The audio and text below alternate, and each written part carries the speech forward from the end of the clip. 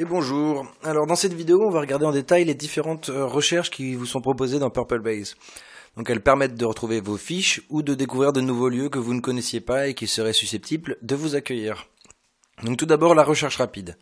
Vous pouvez y chercher des lieux, des personnes, des salles ou des festivals parmi ceux qui sont déjà dans votre base, donc que vous avez créé ou que vous avez déjà importé depuis LiveData. Dans la zone de recherche, tapez au moins les 3 premières lettres de votre recherche et l'application vous proposera alors toutes les fiches contenant les lettres de votre recherche. Il suffit de cliquer sur la fiche qui vous intéresse et elle s'ouvrira. Et si vous tapez Entrée, la première fiche de la liste s'ouvrira. Voilà. Ensuite, la recherche avancée.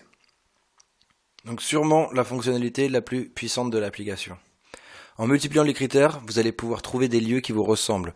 Plus vous serez précis, plus le lieu sera approprié. Vous pouvez combiner les critères de géolocalisation, activité, genre, identification, salle, réseau et festival. Alors regardons-les un par un. Donc vous pouvez chercher des fiches en définissant une zone géographique sur une carte. Donc pour cela, vous pouvez indiquer une ville dans la barre de recherche et choisir la suggestion Google, ou bien double-cliquer directement sur la zone qui vous intéresse. Alors attention, vérifiez bien le type de zone utilisée. En mode zone administrative, PurpleBase ne prend en compte que les fiches présentes intramuros. Donc pour Lyon, par exemple, vous n'auriez pas les résultats de Villeurbanne. Mais vous pouvez passer en mode zone circulaire et définir un rayon autour du point en kilomètres. Donc là, on voit qu'on a 2 résultats. En orange, ce sont les résultats liés à la combinaison de ces critères, mais dans votre base, que les fiches que vous avez créées ou déjà importées depuis LiveData. Le nombre en vert, lui, correspond au résultat de cette combinaison de critères, mais dans notre base LiveData. Donc regardons ensuite les critères d'activité. Il y en a plein.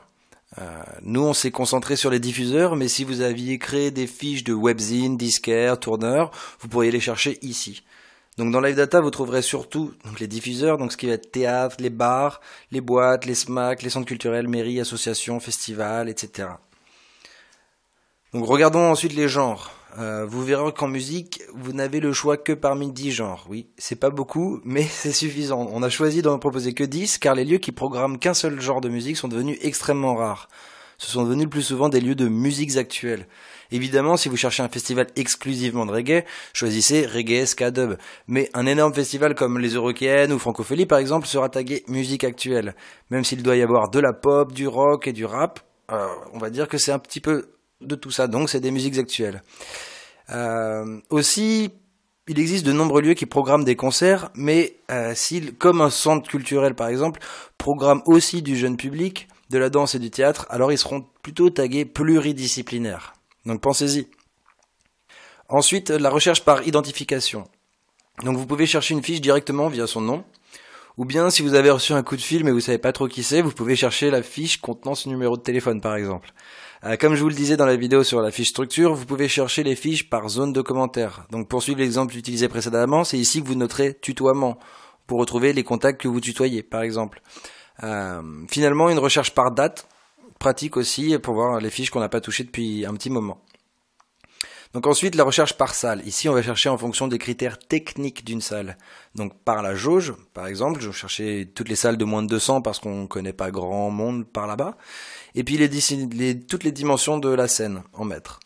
Puis les festivals. Donc dans LiveData, nous avons noté toutes les dates de tous les festivals. Du coup, vous pouvez chercher les festivals en fonction de leur période. Il suffit de cocher les cases correspondantes. Donc si vous voulez chercher un festival de musique actuelle à 150 km autour de Lyon la 2e semaine de juillet, ben c'est possible.